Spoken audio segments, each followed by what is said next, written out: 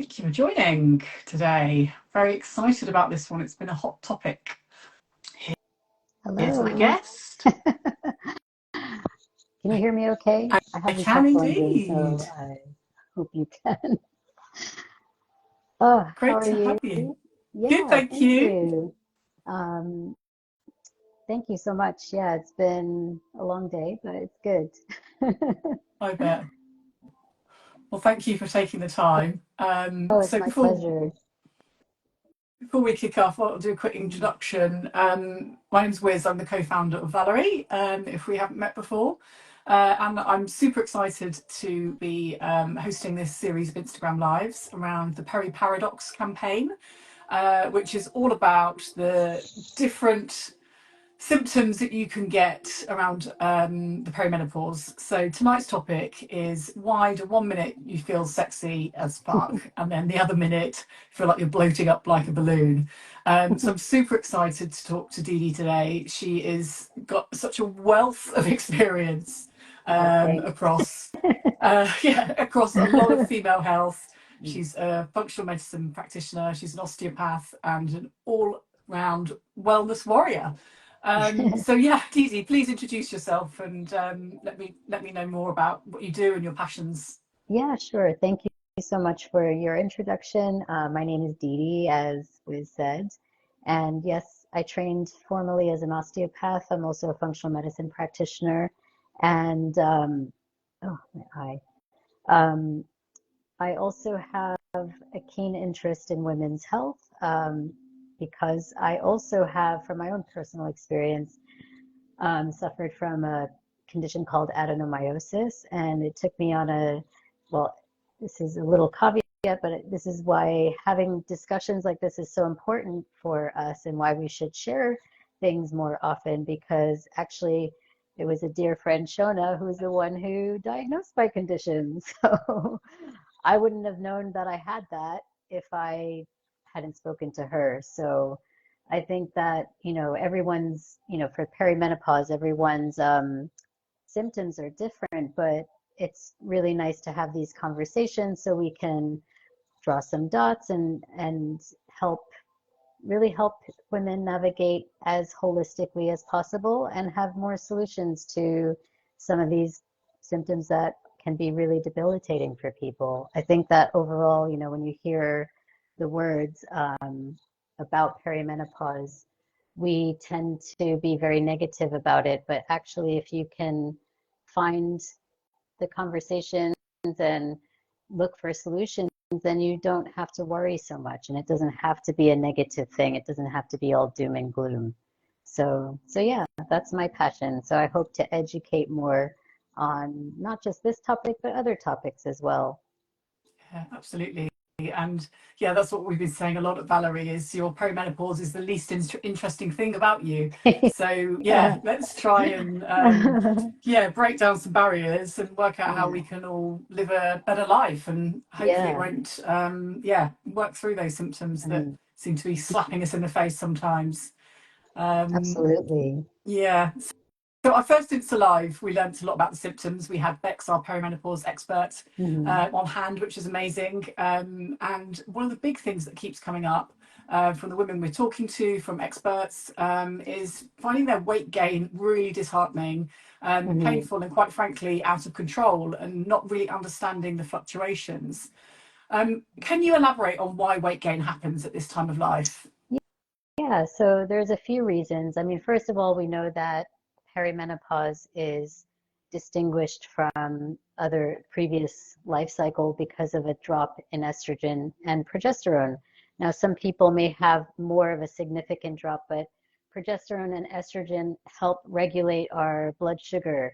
So what their drop can do is it actually can change the way your cells respond to insulin, and that can make your cells more insulin resistant. So even if you're eating the way you were normally eating before, you may notice you're gaining weight now. And that's because the cells are not responding to insulin as well.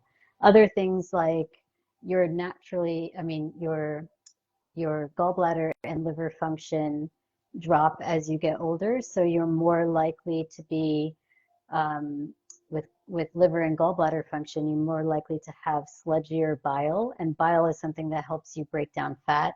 It also helps you maintain the health of your intestines by keeping them clean. So bile is actually a signaling salt. It does more than just break down fats. So it actually helps you regulate your metabolism too.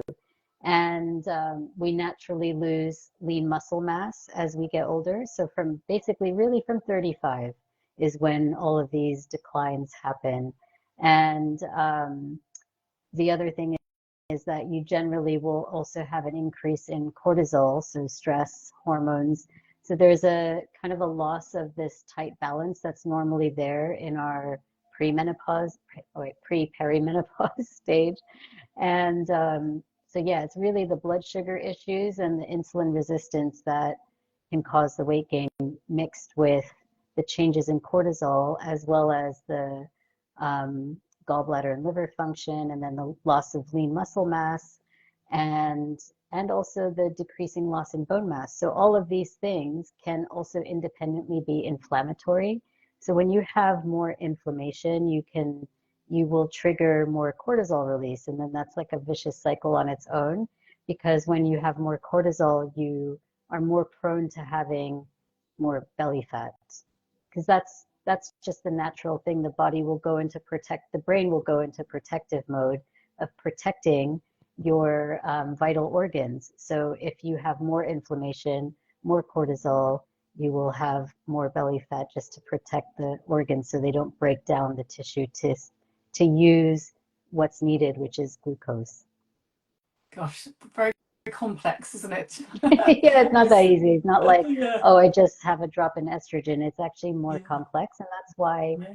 um, genetics can play a huge part in that too. So some people will have this issue much more and probably notice it more too. And you have other genes that will dictate your glucose metabolism a little bit more than, say, someone else. But you can still do lifestyle things that will help control your genes. So epigenetics is what lifestyle and diet and nutrition are all about, and they can actually help you change these things. But also, like, dietary interventions can help, supplementation can help, lifestyle measures. Dr. Mosconi has written a book called The XX Brain, where she details pillars to follow, and that includes sleep, exercise, and diet. I would say those are kind of the main themes that you will hear tonight, as well as what we really want to implement, not just in perimenopausal stage, but earlier. We don't suddenly just go, oh, we have to now watch our diet. Like, we should be implementing these things and talking about them earlier. So when you get to this stage, it's not like falling off a cliff, where you suddenly go, oh my God, I am so huge, or like I have no memory, or I have no focus, or I'm constantly bloated. So you can make that transition a lot easier. Okay, thank Yeah. you. So I would love to ask, like, so quite often I hear from women a lot, and personal experience myself is we can go from feeling good in the morning, and then by boom mid afternoon we're like bursting at the seams with a really bloated tummy, feeling like we could like roll home and want to take off our skinny tight sexy jeans and put on our Yeah. joggers. What's happening to our bodies in that short space of time? So again, it's the hormonal fluctuations. Again, you have cortisol that you have to consider, estrogen, progesterone, but also your blood sugar, and maybe even low thyroid function. So all of these things can independently contribute to bloating, but also you have to remember that imbalanced hormones will impact how your gut is functioning and how your microbiome is doing too. So there's really a delicate balance between all of these things. And, you can, all of the things I said before too, with digestive function. For example, if you're not digesting fats well, if you've just eaten and you had a heavy meal, or if you had a lot more carbohydrates than you normally do, you're not going to be able to break these things down as well, because of sludgier bile, because of low stomach acid, but also because your gallbladder and liver function are slower, and all of the hormones will impact those things, and then the digestive function impacts the hormones too. So yeah, it's kind of similar to the weight gain. You know, the weight gain is impacted by all of those things. Bloating is impacted by the same things too.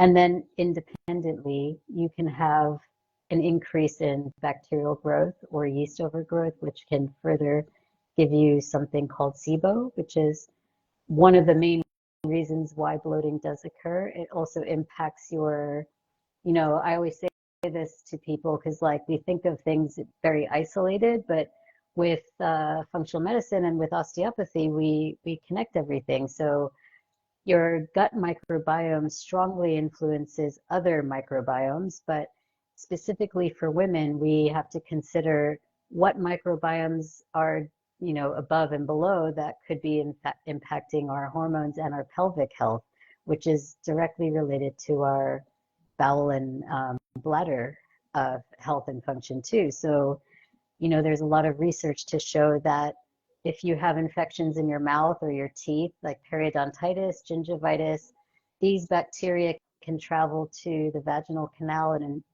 impact the health of the vaginal microbiome. They can also do the gut, and the gut can go, a vaginal microbiome can travel to the mouth as well. So you get this translocation of bacteria and yeast because they like to go on holidays just as much as we do.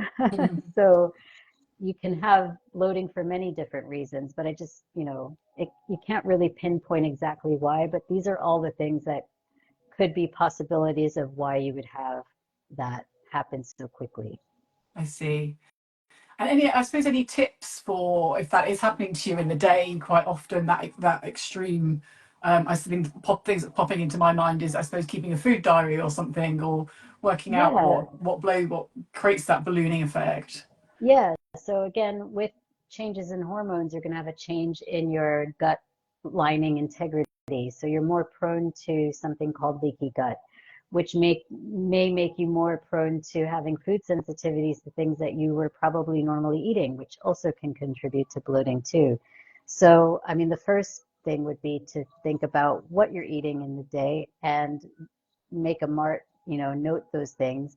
You could even follow a semi-elimination diet to see if you remove the most notorious offenders on the food list, like gluten and dairy, and also think about, of course, the main thing that bloats a lot of us in perimenopausal stage that we kind of mentally delete is alcohol. So again, these are all things that we can manage with keeping track, as well as also like maybe you should also watch your food intake and see like how how how far the window is between each meal, because if you increase the distance between your meals, you are more likely to promote this second peristaltic wave that comes through. It's like a broom that cleans, almost like brushes away the debris from the meal before. So the longer that period of time is in between your meals, you're less likely to have a bloating incident. So I would say, yeah, looking at your diet, practicing more what you could call intermittent fasting, or a fasting window between, a longer fasting window in between your meals. I wouldn't necessarily encourage too long of a fasting window for women because, again, you're looking at your blood sugar response. And if you're dropping your blood sugar too low, it can actually be problematic from perimenopause and menopause. So I would say increase your fiber or have like just smaller snacks that are more protein based and fiber based. So you're promoting eating your good, feeding your good bacteria, and you're not risking your blood sugar fluctuations too much, which are already happening because of the drop in progesterone and estrogen anyway. So you want to basically think, how can I maintain my blood sugar as stable as possible throughout the day? And that is not just from food, because that's also from, are you rushing around? Are you doing lots of things at once? We're not really meant to multitask. So don't multitask, because no one really can multitask. I don't know why women are said to multitask, because I don't think anyone does it too well, in fact, you know. And then the multitasking actually stresses you out too much. So again, it's like this vicious circle of, we're having more demands put on us as women. We have many roles that we fall under. We have so many different hats that we have to wear, but in that, we don't really take care of ourselves. And I think that's the biggest thing that you can do, is not just to manage bloating, but to manage all of the symptoms, is to give yourself rest when you need. Sounds really simple, but these are generally where things break down the most, is in the simple, in the most simple and basic of things. So give yourself rest, have a longer eating window between meals, and of course also chew your food well. Like, don't just eat your kids' meat, the leftovers on your kid's plate, which is what happens to a lot of friends. They're like scoffing up food and like getting things ready for the next, I don't know, thing that they have to take their kids to or whatever. So yeah, I think it's just more mindful activities around eating and your eating windows and what you're actually eating too. And then also your drinking.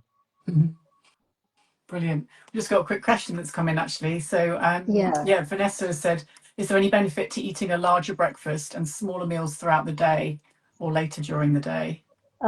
Yeah, I think so. Sometimes some people might like to have a larger breakfast. I think you shouldn't skip breakfast. I think you should have something.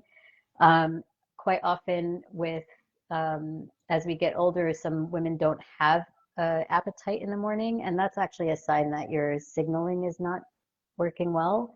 So I would encourage at least to start eating more bitter foods, or even something like having a little bit of apple cider vinegar in your water, just to help stimulate that digestive function, and then have something small, whether it's like a protein shake or something to manage that. You really just don't want drops of energy throughout the day. It may be what you're used to, but what you're used to may not actually be beneficial for you, especially as you get older, because we have to think about how are hormones made and how are we replenishing those hormones, especially when they're diminishing. So you need to be more, like, so much more aware about your rest, so much more aware of your macronutrient content, and really track those things as long as it's in a healthy way, because we get so caught up on, and of course, these are things that I personally experienced too. Like, oh my gosh, I can't fit into these jeans that I always wear.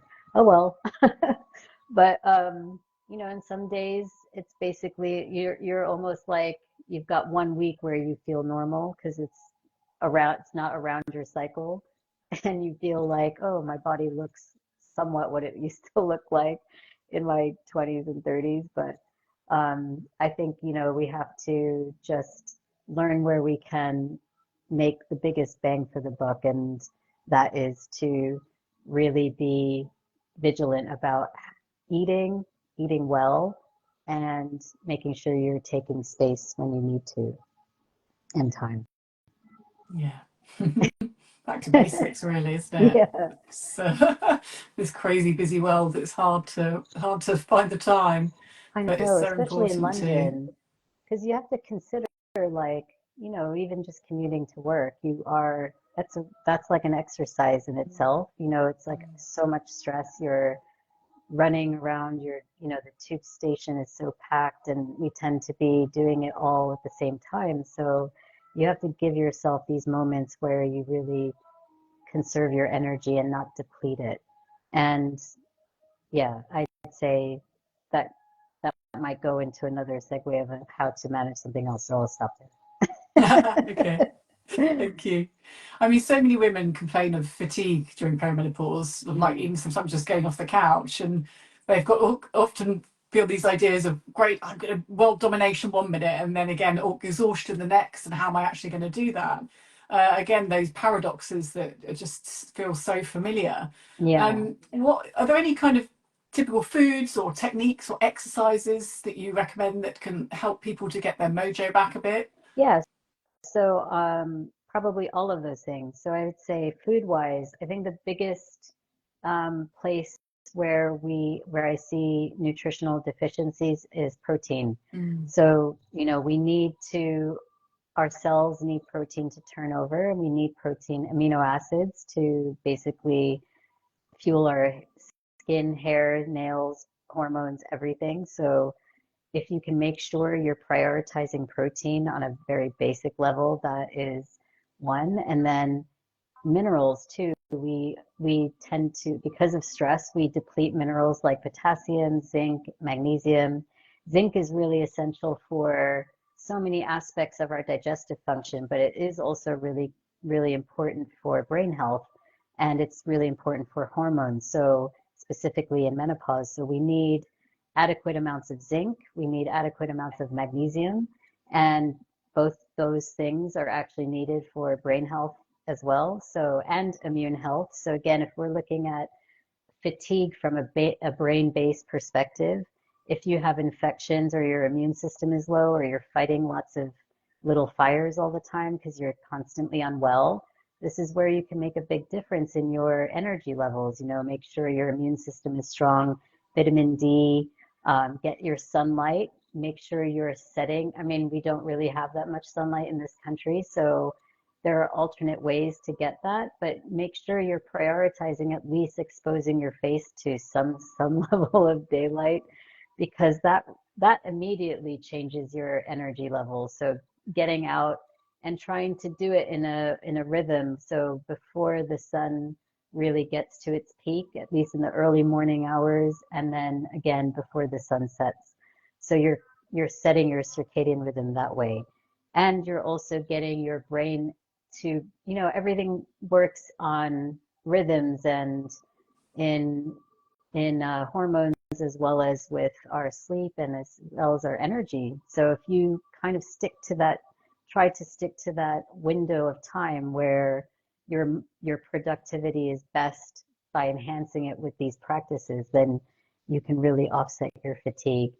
And then I would say, like make sure, you know, we have to think about, again, I said brain-based. So if your brain is like slow, what would you do? You get up and move around, you get the blood flowing. And so I'm really religious about exercise, even if it's just a minute in the day, like jumping up and down. But, you know, especially if you're sitting all day, you want to make sure that you're getting blood flow from your feet to the brain. So however you do that, if it's running in place, if it's doing star jump, if it's just going outside for a walk, but multiple times throughout the day on top of your regular exercise. So I'm not saying like sprinting, but just something, you know, lymphatic, also manual lymphatic techniques I do religiously.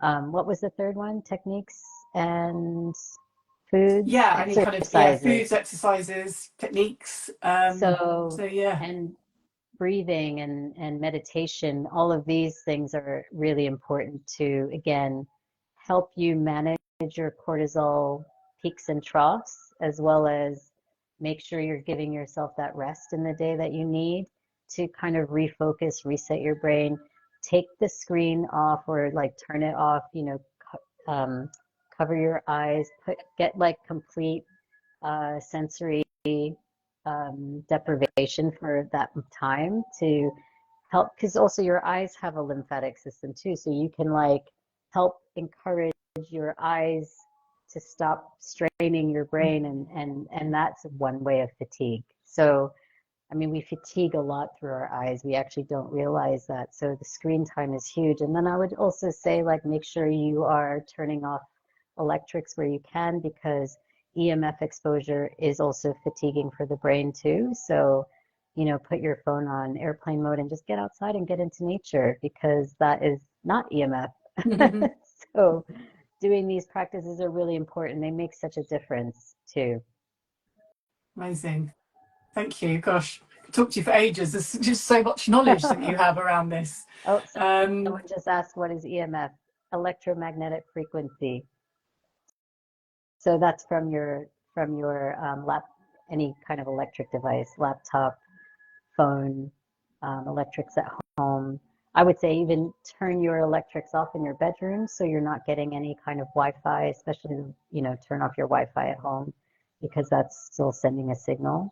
And definitely do not sleep with your phone under under your pillow or near your head, which people do. yeah, So brilliant. And then finally, just again thinking back to our paradoxes, that some people 1 minute are feeling like want to put on their sexy underwear, the next they're trying to Yeah, squeeze into their Bridget Jones pants because it's the only thing that can calm down that bloating. yeah, Do you have any kind of tips or advice for body confidence and how to feel sexy at this time of your life? yeah. I mean, I think that first of all, we need to really, really try as hard as we can to embrace these changes with as much loving kindness towards ourselves. I mean, I think affirmations are wonderful and saying things to yourself, even though you don't feel that way, because feeling one way and you can actually change that by doing things like I actually like to play music in my house in the morning and kind of dance around to my favorite music. So it's like I get that in the morning, so it helps me get going. It helps me get out of this like kind of negative visual image of myself and how I feel, because we can't just lay in under the duvet all day or if we want to. We have to face the world. And so if you want to wear, I think we should not choose to wear Bridget Jones pants. I think we can, well, there's companies now that make sexy Bridget Jones pants like you should be, like I think one of the things is to get rid of any kind of really restrictive lingerie and you can Yeah, still get really nice pants that are comfortable, but not necessarily cutting into your skin and making you feel even more fat. Like yeah, I think the motivation or what used to be a motivational tool of keeping your skinny jeans that used to fit into 20 years ago, don't do that. It's just soul destroying, especially when your goal is to focus on trying to fit into those again and you don't. You kind of just have to go, okay, look, I'm not 20, but I have so many other things that I love about my body and focus on those things and maybe those start with those affirmations versus one body part that you kind of zero in on and no one else really sees it that way except for you. And I think that this is something I'm saying because I'm guilty of, because, sometimes I look at pictures of myself in my 20s. I wish I had appreciated how I looked then more. Because I would, you're like, wow, I was always saying I'm heavier, I'm fatter, I'm this, I'm that, I'm not this, I'm like this. And when it changes, and you kind of regret all that time wasted on feeling negative about yourself. So I don't know what the magic thing is to make yourself feel sexy, but I think that all things can make yourself feel sexy that you love. So focus on the things that you love. And for me, it's music. I love my plants. I love my cat. So I make sure that I do something with those things in the morning, first thing. I do a little meditation. I focus on phrases. I am this versus I'm not this. And that has really helped me because even like, so back to what you were asking about fatigue before, last year I had quite severe anemia and I didn't actually know.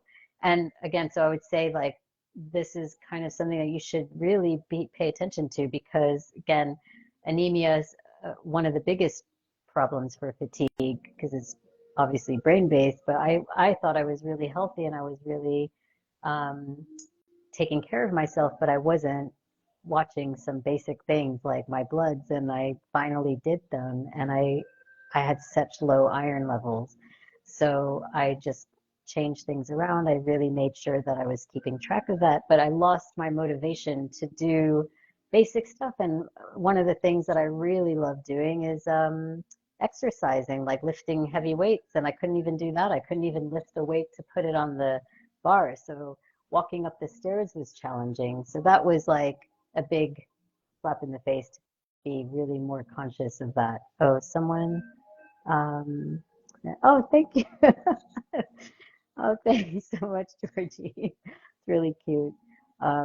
So yeah, I think that I really try to manage those things and manage my expectations of myself, to always say maybe like my friend Gigi and I were talking about this just the other day. We were saying we should just say we are goddesses all the time because we Mhm. are. Yeah, Start your day with absolutely. that.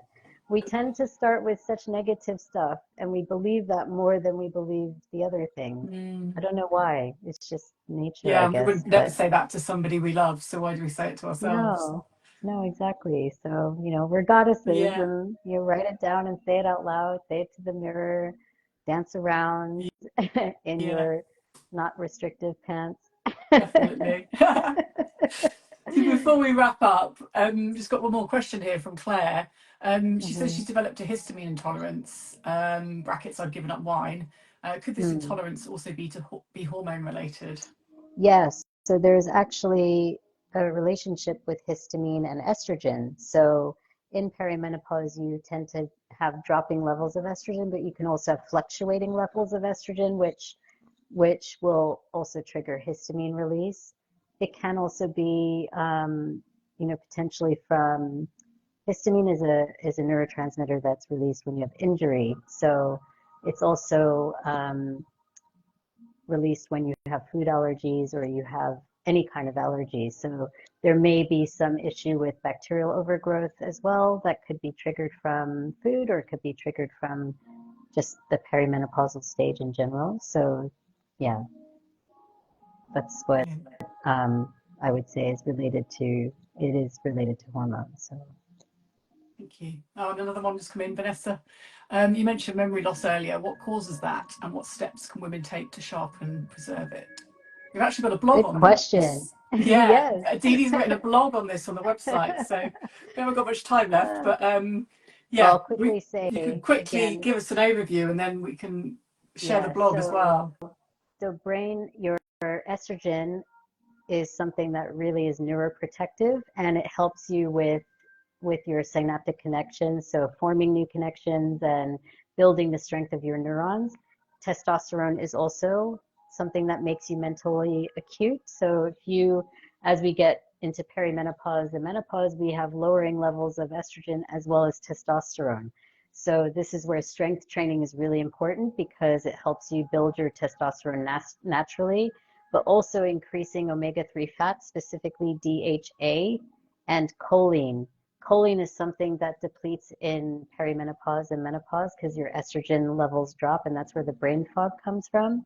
But choline also helps you with bones, protecting your bones. It protects your heart.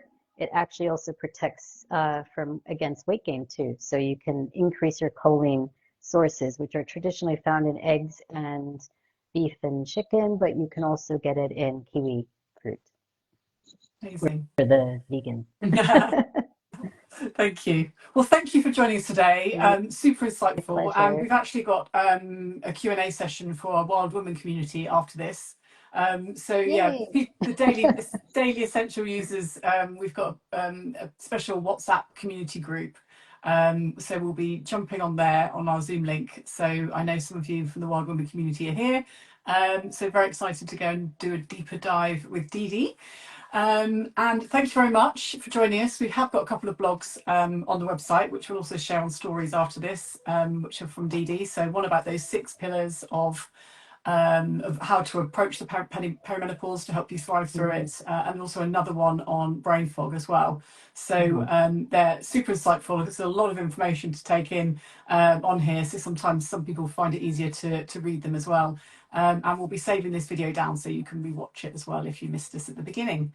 So huge thank you to Yeah, Dee Dee, and my you can follow pleasure. her as well through her Instagram at Thank the you. Functional Osteopath. Yes, thank you.